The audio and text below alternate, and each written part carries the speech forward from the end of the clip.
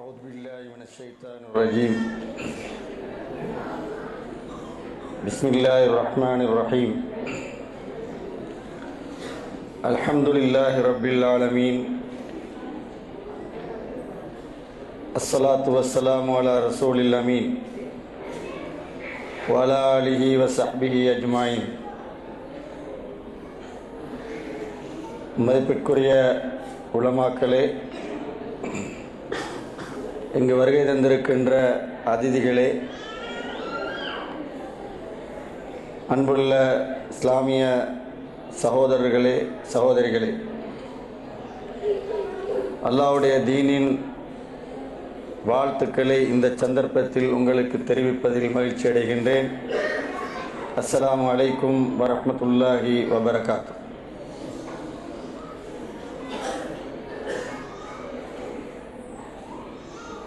சொந்த நாட்டிலிருந்து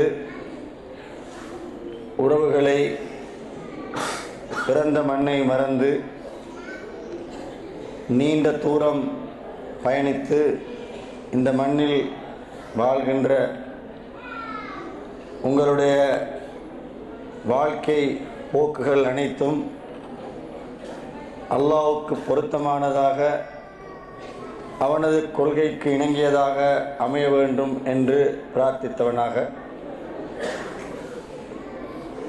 இன்று அல்லாஹ்வுடைய தீனின் மிக அடிப்படையான ஒரு விடயம் இங்கு கலந்துரையாடப்படுகிறது. இந்த விடயத்தின் மிக முக்கியமான ஒரு பகுதியை தலைப்பாக கொண்டு இந்த சந்தர்ப்பத்தில் நாங்கள் சில கருத்துக்களை கலந்து பேச இருக்கின்றோம். அன்புள்ளவர்களே, இங்கு பேசப்படுகின்ற கருத்துக்கள் எல்லாம் இறை தூதர் ஸல்லல்லாஹு அலைஹி வஸல்லம் அவர்கள் எங்களுக்கு சொல்லித்தந்த ஒரு அழகான பாடத்தின் அடியொட்டி அமைகின்றது. அவர் கற்றுத்தந்த ஒரு அழகான பாடம்,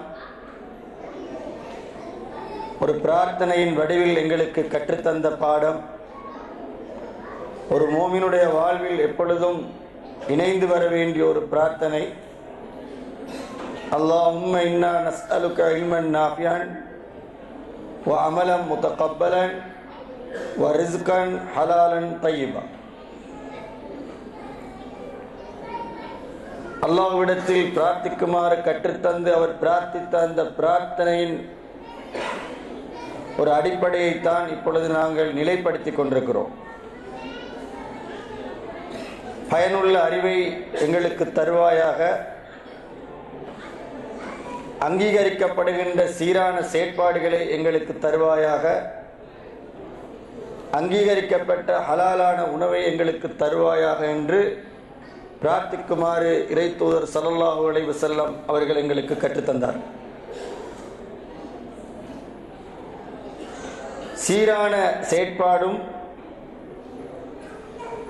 ஆகுமாக்கப்பட்ட உணவும் என்ற இந்த இரண்டு அம்சங்களும் எப்பொழுது சாத்தியப்படுகிறது என்றால், இறை தூதர் ஸல்லல்லாஹு அலைஹி வஸல்லம் அவர்கள் இந்த பிரார்த்தனையில் முற்படுத்திய அந்த விடயம் இருக்கின்ற பொழுதுதான் சாத்தியமாகும். அதுதான் இல்முன் நாஃபி. நஸ்அலுக இல்மன் நாஃபியன், பயனுள்ள அறிவை உன்னிடத்தில் நாங்கள் கேட்கின்றோம் என்று அல்லாஹ்விடத்தில் பிரார்த்திக்குமாறு குறிப்பிட்டார்கள். ஏனென்றால் பயனுள்ள அறிவுதான் சீரான செயற்பாடுகளை பெற்றுத்தரும், பயனுள்ள அறிவுதான் ஹலாலான உழைப்பை பெற்றுத்தரும் என்ற அந்த மார்க்கத்தின் விதியின் அடிப்படை அனைத்துக்கும் முன்னதாக பயனுள்ள அறிவை அல்லாஹ்விடத்தில் கேட்குமாறு எங்களுக்கு பிரார்த்தித்தார்கள். அன்புள்ளவர்களே, நானும் நீங்களும் இன்று அமர்ந்திருக்கின்ற இந்த அமர்விலே அல்லாஹ்வுடைய தீனை பற்றி அந்த பயனுள்ள அறிவை பெற முயற்சிக்கின்றோம். ஏனென்றால் நாங்கள் சீரான வாழ்வு வாழ்வதற்கு. அந்த அடிப்படையில் இந்த அமர்வு அல்லாஹ்வினால் அருள்பாலிக்கப்பட்டதாக இருக்கும் என்பதில் எந்த சந்தேகமும் கிடையாது. இன்றைய இந்த இஜ்திமா அமர்விலே வணக்கம் பற்றி வணங்கப்பட வேண்டியவன் அல்லாஹ் ஒருவனே என்பது பற்றி ஒரு நீண்ட விளக்கம் உங்களுக்கு வழங்கப்பட்டது. அந்த விளக்கத்தின் வெளிச்சத்தில் நீங்கள் பெற்றவைகள் எனதும் உங்களுடைய வாழ்வை ஒளியூட்ட வேண்டும், அல்லாஹ்வுடைய தீனின் வழிகாட்டலில் அந்த வெளிச்சத்தில் எங்களுடைய வாழ்வு இங்கும் மறுமையிலும் பிரகாசிக்க வேண்டும், வெற்றி பெற வேண்டும் என்று பிரார்த்தித்தவனாகவும் அந்த கருத்துக்களை வழங்கிய சகோதரருக்கு அல்லாஹ்விடத்தில் பிரார்த்தித்தவனாகவும் இந்த தொடரில் மற்றொரு முக்கியமான தலைப்பை பற்றி நாங்கள் கலந்துரையாட இருக்கின்றோம். அன்புள்ளவர்களே,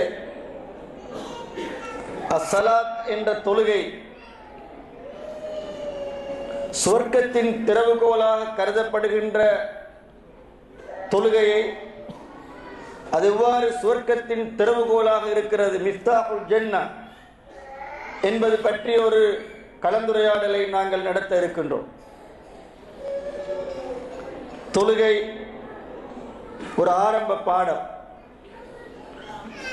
இந்த இடத்தில் அமர்ந்திருக்கின்ற அனைவரும், ஒவ்வொரு முஸ்லிமும் மூமினும் தன்னுடைய இளம் பிராயத்தில் இளம் காலத்திலே தொடர்புபடுகின்ற மார்க்கத்தின் ஒரு அடிப்படையான கடமை வணக்கம். நாங்கள் நிறைய பேசி இருக்கின்றோம், நிறைய தெரிந்து வைத்திருக்கின்றோம். ஒரு முஸ்லிமுடைய வாழ்வில் ஆக கூடுதலாக இணைந்து வருகின்ற, ஒரு முஸ்லிமுடைய வாழ்வில் ஆக கூடுதலாக பேசப்படுகின்ற, முஸ்லிம் சமூகத்தில் ஆக கூடுதலாக சில நேரம் கருத்து பரிமாற்றமும் கருத்து முரண்பாடும் நடைபெறுகின்ற ஒரு விடயம்தான் தொழுகை. நீண்ட தூர பயணம் ஒன்றுக்கு பின் நூற்றுக்கணக்கான சகோதர சகோதரிகளை இத்தகைய ஒரு பெருமதியான நேரத்தை அமரச் செய்து, நிறைய செலவுகள் செய்து பேசப்பட வேண்டிய ஒரு தலைப்பாக,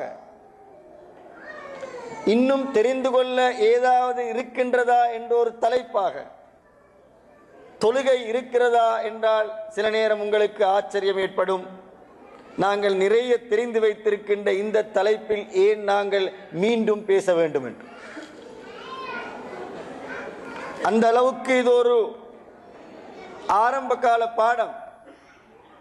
அந்த அளவுக்கு இது இந்த மார்க்கத்தில் கலந்து வருகின்ற ஒரு விடயம். அந்த அளவுக்கு இது எங்களுடைய வாழ்வில் பின்னி பிணைந்திருக்கின்ற ஒரு அம்சம்.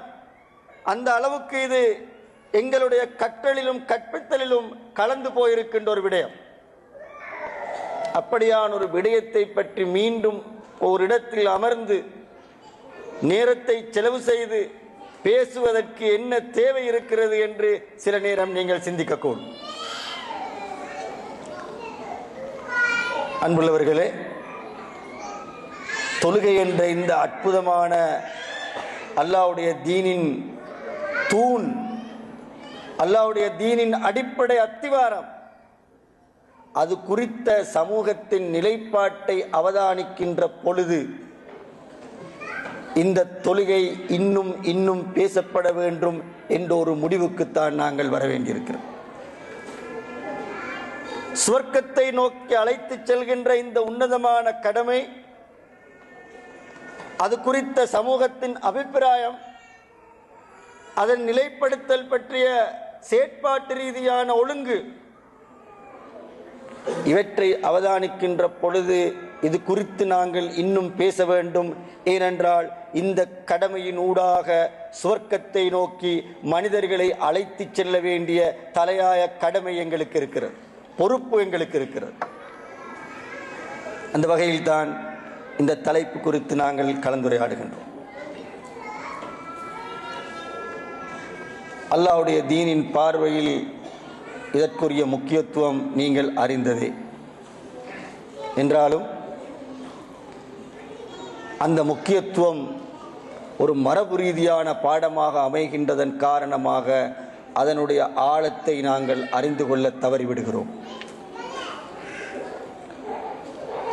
அதன் முக்கியத்துவம் பற்றி வரிசைப்படுத்தப்பட்டிருக்கின்ற ஏராளமான ஆதாரங்கள் அல்லாஹ்வுடைய வேத நூலிலும் இறைத்தூதருடைய வார்த்தைகளிலும் அநேகம். அது பற்றிய தனியான அத்தியாயங்கள், குறித்து காட்டுகின்ற பல நூறு வசனங்கள் அல் குர்ஆனில், இறை தூதருடைய நூற்றுக்கணக்கான வார்த்தைகள், இஸ்லாமிய வரலாற்றில் தோன்றிய அறிஞர்கள், உலமாக்கள், இமாம்கள் அது பற்றி வழங்கிய தீர்ப்புகள், இவற்றுக்கு மத்தியில் அந்த தொழுகை குறித்த மிக முக்கியமான சில விடயங்களை நாங்கள் பார்க்க வேண்டியிருக்கிறது. ஏனென்றால் தொழுகை என்ற அந்த மகத்தான கடமையோடு நாங்கள் எங்களுடைய வாழ்வை பிணைத்துக் கொள்வதற்கு. அஸ்ஸலாத்து மிஃப்தாஹுல் ஜன்னah, சுவர்க்கத்தின் திறவுகோல் அது. அவ்வாறாக இருந்தால் நாங்கள் சந்தித்தே தீர வேண்டிய, நாங்கள் பிரிந்து போக வேண்டிய, பிரிந்ததன் பின்பு சந்தித்தே ஆக வேண்டிய அந்த வாழ்வின் வெற்றியின் அச்சாணி தொழுகை, அந்த வாழ்வின் அத்திவாரம் தொழுகை, சுவர்க்கம் என்ற அந்த மகத்தான வெற்றியின் திறவுகோல் தொழுகை. எனவே மறுமை வாழ்வின் வெற்றியை தீர்மானிக்கின்ற மிகப்பெரிய அத்திவாரம் தொழுகை. எனவே தொழுகை என்பது அது ஒரு சாதாரண விடயம் அல்ல. எங்களுடைய வெற்றியையும் தோல்வியையும் மறுமையில் தீர்மானிக்கின்ற ஒரு விடயம். நரகத்தில் இடப்படுகின்ற மனிதர்களை பார்த்து, ஏன் நீங்கள் நரகத்துக்கு வந்தீர்கள் என்று கேட்கின்ற பொழுது அவர்களுடைய பதில், நரகத்துக்கு வருவதற்கான பல நூறு காரணங்கள் இருக்கலாம். அந்த காரணங்கள் அனைத்திலும் முதன்மைப்படுத்தி அவர்கள் சொல்கின்ற காரணி என்ன என்பது பற்றி அல் குர்ஆன் அழகாக சொல்கிறது. லம் நகு முஸல்லீன், நாங்கள் தொழுகையாளிகளாக இருக்கவில்லை என்பதுதான் முதலாவது காரணமாக அவர்கள் நரகத்தில் உள்ளவர்கள் நரகத்துக்கு வந்ததன் காரணத்தை வரிசைப்படுத்துகின்ற பொழுது சொல்வதாக அல் குர்ஆன் குறிப்பிடுகிறது. சுவர்க்கத்தின் திறவுகோல் என்ற அந்த வெற்றிக்கு அழைத்துச் செல்வதும் தொழுகைதான். நரகத்துக்கு செல்வதற்கு மூல காரணமாக இருப்பதும் தொழுகையை விடுவதுதான். எனவே தொழுகை என்பது ஒரு மனிதனுடைய இன்மையின் வெற்றியையும் தோல்வியையும் தீர்மானிக்கின்ற அச்சாணியும் அத்திவாரமும் என்ற விடயத்தை நாங்கள் மனதில் பதித்துக் கொள்ள வேண்டும். வாழ்க்கை என்பது எழுதி வைக்கப்பட்டு முடிவு பெறுகின்ற ஒரு விடயம் அல்ல. பேசிக்கொண்டிருக்கின்ற எனக்கு அடுத்த நிமிடம், அடுத்த சுவாசம் சொந்தமில்லை. அமர்ந்து கேட்டுக்கொண்டிருக்கின்ற உங்களுக்கு அடுத்த கணப்பொழுதுகள் சொந்தமில்லை. எப்பொழுது, எந்த நேரத்தில், எந்த சந்தர்ப்பத்தில், எந்த பூமியில், எந்த கணப்பொழுதில், எந்த நேரத்தில் அல்லாஹ்வுடைய பிடிக்குள், மரணம் என்ற பிடிக்குள் நாங்கள் சிக்கிவிடுவோம் என்பதற்கு யாருக்கும் எத்தகைய உத்தரவாதமும் கிடையாது. அத்தகைய ஒரு நிலையில் தொழுகையாளியாக இருந்தால் மறுமையின் வெற்றியின் திறவுகோலோடு நாங்கள் அல்லாஹ்வை சந்திப்போம். அத்தகைய நிலையில் தொழுகையை விட்டவர்களாக இருந்தால் நாங்கள் நரகத்தின் முதன்மை காரணிகளை சுமந்தவர்களாக நஊது பில்லாஹ் அல்லாஹ்வை சந்திக்க வேண்டி வரும். எனவே இது ஒரு சாதாரண விடயம் அல்ல. வாழ்வின் வெற்றியையும் தோல்வியையும் தீர்மானிக்கின்ற ஒரு அச்சாணி. இறைத்தூதர் ஸல்லல்லாஹு அலைஹி வஸல்லம் அவர்கள் என்ன சொன்னார்கள்? பல நூறு வசனங்களில், பல நூறு வார்த்தைகளில் இந்த அடிப்படை தூணை நிலைப்படுத்துமாறு கேட்டார்கள். அந்த வார்த்தைகளுக்குள் மிக முக்கியமான ஒரு வார்த்தை தான் மன் தரக்க ஸலாத்த ஃபகஃபர.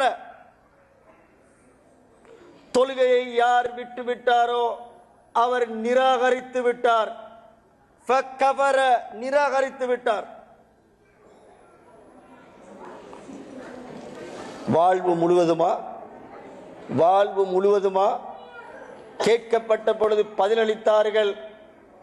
ஒரு நேர தொழுகையை நியாயமான காரணங்கள் எதுவும் இல்லாமல் விட்டுவிடுகின்ற ஒருவனுடைய நிலை அது. மார்க்க தீர்ப்பு வழங்கினார்கள் இமாம்களில் அநேகமானவர்கள். அந்த மனிதன் முஸ்லிம்கள் அடக்கம் செய்யப்படுகின்ற மக்பராவில், அடக்க ஸ்தலத்தில் அடக்கம் செய்யப்படக்கூடாது என்று. இதுவெல்லாம் அல்லாஹ்வுடைய தீனில் இந்த வணக்கத்துக்கு, இந்த கடமைக்கு இருக்கின்ற முக்கியத்துவம். அதனை விடுகின்ற பொழுது மனிதன் சந்திக்கின்ற இழிவு. அன்புள்ளவர்களே, இந்த பாடம், இந்த முக்கியத்துவம், இவ்வளவு அழுத்தம் இந்த கடமைக்கு ஏன் வழங்கப்பட்டது என்பது பற்றித்தான் நாங்கள் சிந்திக்க கடமைப்பட்டிருக்கிறோம். இவ்வளவு அழுத்தம் ஏன் கொடுக்கப்பட்டது? இவ்வளவு தூரம் ஏன் வெற்றியின் தோல்வியின் அத்திவாரமாக இந்த கடமை வலியுறுத்தப்பட்டிருக்கிறது என்பதற்கான அடிப்படை காரணத்தை நாங்கள் புரிந்து கொள்ள வேண்டும். ஒரு முஸ்லிமையும் முஸ்லிம் அல்லாதவரையும் பிரித்து பார்க்கின்ற, நிராகரிப்புக்கும் இஸ்லாத்துக்கும் இடையில் விளக்கம் சொல்கின்ற, சுவர்க்கத்தையும் நரகத்தையும் தீர்மானிக்கின்ற இவ்வளவு ஒரு அடிப்படையான கடமையாக ஒரு முஸ்லிமுடைய வாழ்வில் இந்த கடமை அறிமுகப்படுத்தப்பட்டிருப்பதற்கான பிரதான காரணம் என்ன?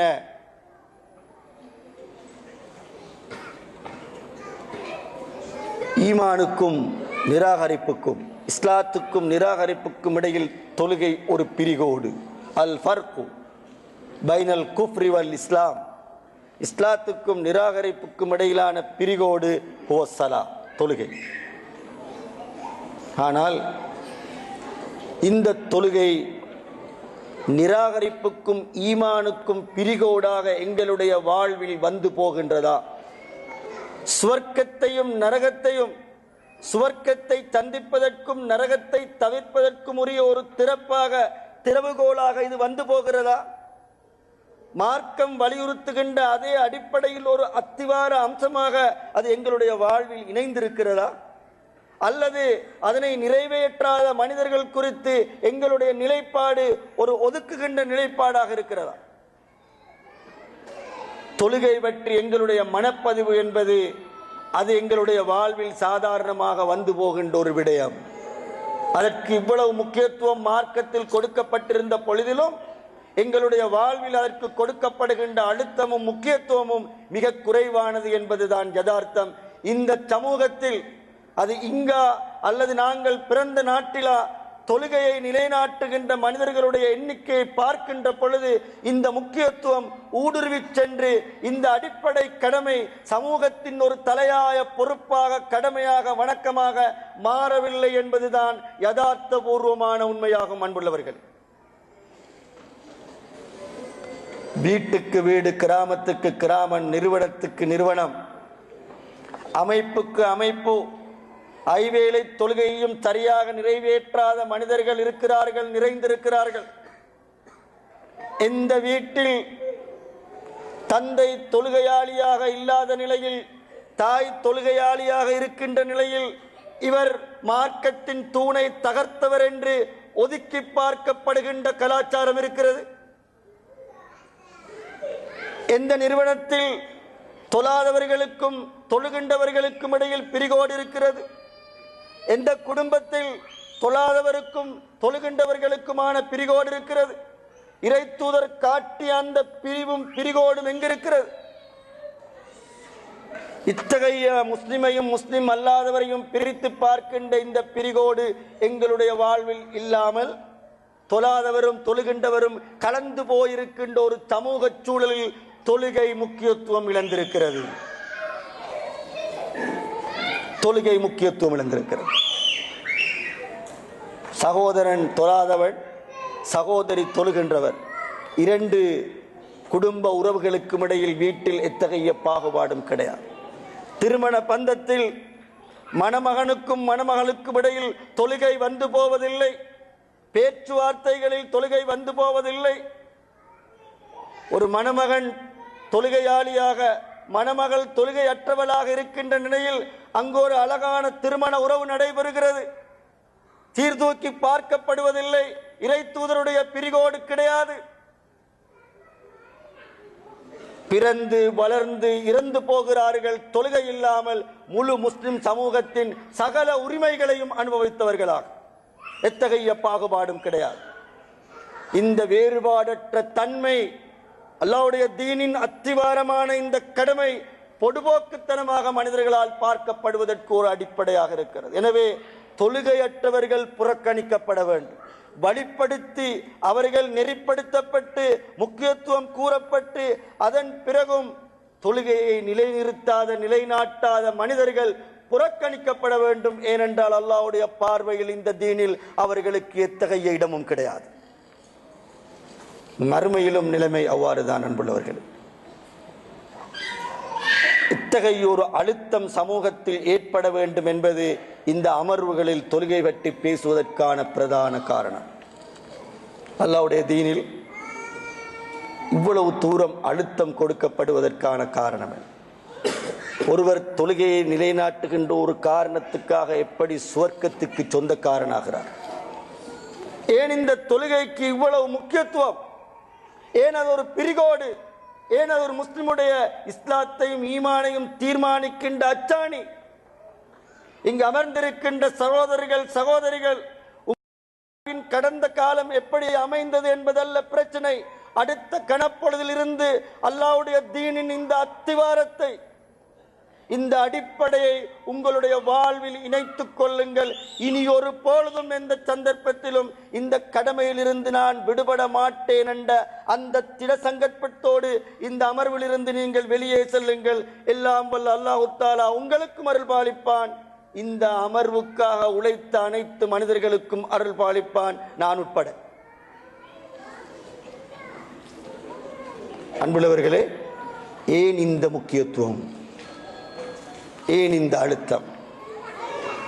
எப்படி சுவர்க்கம் கிடைக்கிறது? இந்த விடயத்தை நாங்கள் தெளிவாக புரிந்து கொள்ள வேண்டும். அல் குர்ஆன் மிக தெளிவாக சொல்லித் தருகிறது. இன்ன ஸலாத்த தன்ஹா அனில் ஃபஹ்ஷாஇ வல் முன்கர் வலதிக்ருல்லாஹி அக்பர். நீங்களும் நானும் அடிக்கடி செவிமடுக்கின்ற தொழுகையின் நோக்கம் பற்றி பேசப்படுகின்ற பொழுதெல்லாம் குறித்து காட்டப்படுகின்ற தொழுகையின் முக்கியத்துவம் இலக்கு பற்றி பேசப்படுகின்ற பொழுது ஆதாரமாக எடுக்கப்படுகின்ற வசனம் இது. இன்ன ஸலாத்த தன்ஹா அனில் ஃபஹ்ஷாஇ வல் முன்கர். நரகத்துக்கு செல்வதற்கான வாழ்க்கை போக்கிலிருந்து, தீமை அட்டூழியம் அநியாயங்களில் இருந்து மனிதனை தடுக்கின்ற பிரதானமான ஒரு பயிற்சி பாசறையாக தொழுகை இருக்கிறது. வலதிக்ருல்லாஹி அக்பர். அல்லாஹ்வுடைய ஞாபகம் தான் அனைத்திலும் பெரிது என்று தொழுகை என்ற இந்த மகத்தான வணக்கம் எப்படி ஒரு ஆழமான பயிற்சி பாசறையாக இருக்கிறது என்பதை இந்த வசனம் மிக துல்லியமாக எங்களுக்கு தெளிவுபடுத்துகிறது. நாங்கள் தொழுகை எப்படி பயிற்சி பாசறையாக இருக்கிறது என்பதை தெளிவாக புரிந்து கொள்ள தவறுகின்ற பொழுதும் தொழுகை பற்றிய அந்த அடிப்படையான நோக்கத்தை இழந்து விடுவோம். தொழுகை அறிமுகப்படுத்திய அந்த நோக்கத்தை நாங்கள் இழந்து விடுவோம். எனவே தொழுகையை நிறைவேற்றுவது மட்டுமல்ல, தொழுகை என்பது எப்படி எங்களை புடம்போடுகின்ற ஒரு பயிற்சி பாசறை என்பதையும் புரிந்து அந்த அடிப்படையில் தொழுகையை நிலைநாட்டுகின்ற பொழுதுதான் வாழ்வில் தீமை, இறைவனுக்கு அல்லாஹ்வுக்கு எதிரான அந்த நிலையிலிருந்து எங்களை பாதுகாக்கின்ற ஒரு கடமையாக தொழுகை மாறி எங்களை சுவர்க்கத்துக்கு அழைத்து செல்லும். மேலோட்டமாக தொழுவதன் மூலம் கிடைக்கின்ற அந்த நன்மைகள் எங்களுடைய மீசானை பாரமாக்கி எங்களை சுவர்க்கத்துக்கு அழைத்து செல்வது என்பதல்ல. தொழுகை என்ற இந்த பயிற்சி பாசறைக்குள் நுழைந்து அதில் பெறுகின்ற பயிற்சியினூடாக வாழ்வில் போராட்டத்தை எதிர்கொண்டு ஷைத்தானுடைய அழைப்பை நிராகரித்து நாங்கள் அல்லாஹ்வுடைய தீனின் வழிகாட்டலை வாழ்வில் அமுல்படுத்துவதற்குரிய சக்தியை, பலத்தை தொழுகை தருவதால் தான் தொழுகை எங்களை சுவர்க்கத்துக்கு அழைத்து செல்கிறது. அது எப்படி நிகழ்கிறது என்று நாங்கள் பார்க்க வேண்டும். எப்படி தொழுகை தீமையிலிருந்து எங்களை தடுக்கிறது, எப்படி தொழுகை முன்கராத்திலிருந்து எங்களை தடுக்கிறது, எப்படி தொழுகை கெட்ட வழிகேட்டிலிருந்து எங்களை தடுக்கிறது என்பது பற்றி நாங்கள் சிந்திக்க கடமைப்பட்டிருக்கிறோம். தொழுகை அதனை நிறைவேற்றாதவருக்கு மட்டுமல்ல பாதிப்பு, தொழுகையை நிறைவேற்றாதவருக்கு மட்டுமல்ல பாதிப்பு, தொழுகையை உரிய முறையில் அதனுடைய சட்டதிட்டங்கள், அதனுடைய நேரம், அதனுடைய நோக்கம், அதனுடைய தாக்கம், அதனுடைய விளைவுகள் இவற்றையெல்லாம் புரிந்து நிறைவே